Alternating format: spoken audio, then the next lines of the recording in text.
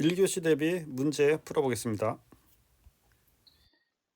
예, 지금부터 손끝에서 시작하는 정보통신기술사 저와 함께 시작해 보시고요. 좀 더 많은 자료를 원하시는 분은 보시는 카페에 오시면 체계적으로 자료가 정리되어 있습니다. 예, 이번 시간에는 EMP, 일렉트로매그네틱 펄스에 대한 방호 대책을 보겠습니다. 예, 개요는 전자파 공격이 증가하고 있어 별도의 방호. 이건 좀 개요 좀 안 돼요. 향후 전자파 공격을 할 수 있어. 전자파 공격을 대비하기 위해 대비하기 위한 향후 전자파 공격에 대한 공격을 대비하기 위한 별도의 방호 대책이 필요하다. 이게 더 낫겠네요. EMP 공격 시 고출력 펄스가 발생되어 고출력 전자장비에 대한 파괴나 오동작이 우려된다. 또는 오동작을 시킨다. 그래서 이제 EMP 방호 대책 개념도 대책이 나오는 거죠. 그래서 고도 약 40, 약이 들어가야겠네요. 40km 이상에서 고출력 전자기파를 순간 발생시키는 그 공격이다. 여기서 여기 보면은 이렇게 해서 이제 EMP 폭탄이 되는 거죠. EMP 폭탄. 그래서 이제 이게 고도가 여기 지면에서 40km에서 이제 EMP 폭탄 쏜다. 라고 하면 이제 에너지가 이렇게 방출되는 거죠. 이렇게 방출되는데 어떤 효과냐면은 컴퓨턴 효과로 해서 방출되는 거고요. 그래서 이제 통신이라든지 방송에 장애를 미치는 거죠. 장애. 이게 이제 영향이 되는 거죠. 영향. 그래서 얘에 대한 이제 대책을 써야 되는데 차폐 시설을 이렇게 만들어야 되는 거죠. 차폐 시설을 실드하고 그라운드하고 해서 요게 이제 차폐를 해야 되는 거죠. 그래서 이제 EMP 여기 문이 있는 거고, 예를 들어서 뭐 통신하고 장비 간에 시설을 해서 뭐 이렇게 그라운드 처리를 하는 거고, 여기도 또 뭐 이렇게 접지 그라운드 처리해서 영향을 최소화한다. 그래서 그런 식으로 해서 여러분의 그림으로 그려주시기 바랍니다. 예, 또는 요새는 좀 그림을 잘 그려야 되기 때문에 뭐 예를 들어서 뭐 이렇게 예를 들어서 뭐 비행기 같은 것도 하나 그려주고 이렇게 EMP 공격하는 뭐 비행기라고 할 수 있나요? 저 그림 잘 못 그리는데 얘가 이제 EMP 폭탄을 빵 터트리는 거죠. EMP 폭탄을. 그러면은 여기 지상에 뭐 기지국도 있고 건물 위에 이렇게 접시 안테나도 있고 또는 자동차도 있고 또는 집도 있고 집안에 TV도 있고 PC도 있고 뭐 등등등 여러분이 생각하는 그림을 그려서 EMP 폭탄이 터져서 여기 보면 이제 위성은 인공위성 그 위에 있겠지만 전체적으로 이렇게 영향을 미치는 거죠. 이런 식으로 그림을 그려주는 것도 한 방법이에요. 네.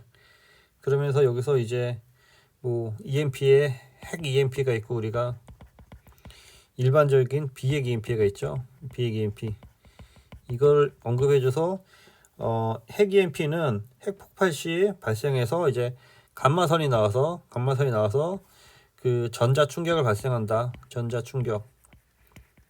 그 다음에 비핵화 EMP는 약 20억 와트의 충격파를 방출한다. 충격파 방출. 뭐 그런 개념으로 정리해 두시던지. 예. 그래서 이제 공격 방법은 앞에 말씀드린 것처럼 이렇게 해서 위에 전자기파 펄스로 해서 높은 에너지의 전자기파 펄스를 생성한다. 그래서 컴퓨턴 효과로 강력한 자기장을 발생시킨다. 그래서 고도 40km에서 EMP 효과가 극대화하기 위해서 상공에 발생한다라는 거고요. 그 방지 대책은 기본적인 거죠. 이건요. 쉴딩, 그라운딩, 필터링, 아이솔레이션.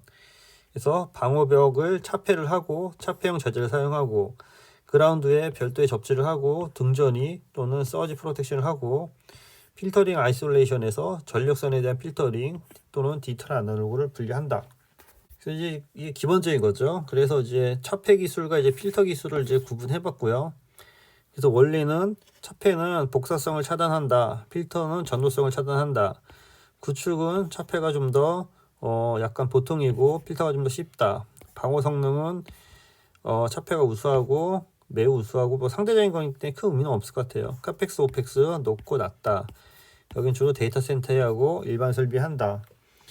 그래서 이제 그 맺은말 및 동향에 대해서는 그 EMP 방호 시설에 대해서 EMP 방호 시설이죠. EMP 방호 시설에 대해서 미국 군사 규격을 적용한다. 그래서 향후 우리의 국내에 맞는 뭐 방호 설비라든지 방호 성능, 방호 설비, 방호 성능에 대한 검증, 좀 측정, 좀 기준이 필요하다. 이런 식으로 마무리해도 되고요. 그래서 이제 EMP를 할 때 여기 다시 좀 지우고 좀 말씀드릴게요.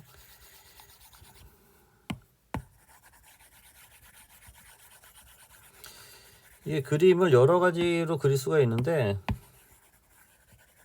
이런 그림을 그리는 방법도 있고 또는 이제 약간 그 체계적으로 가려면은 EMP가 있고 아까 말씀드린 비핵 전자기파가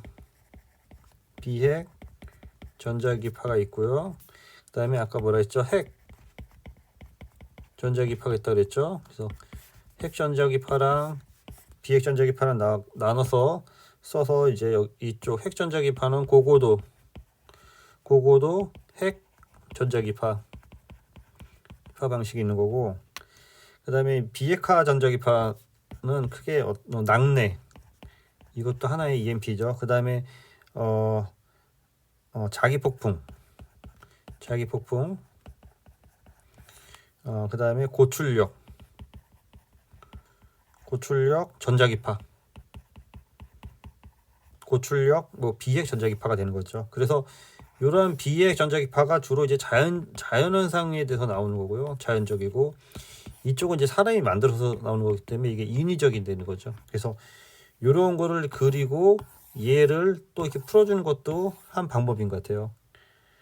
그래서 이제 뭐 세부적으로 들어가서 뭐 EMP 뭐 설계 25점 문제이면은 EMP 방호 대책에 대해서는 뭐 처음에 뭐 설계 또는 시공 후 뭐 그 다음에 검증 해서 이제 부품 설계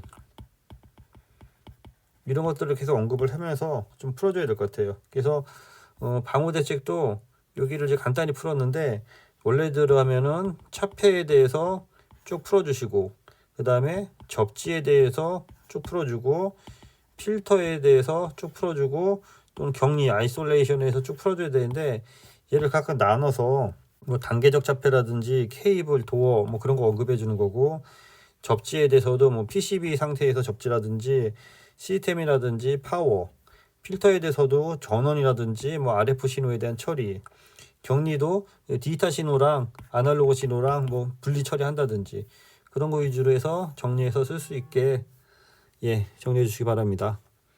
네, 이상입니다. 수고했습니다.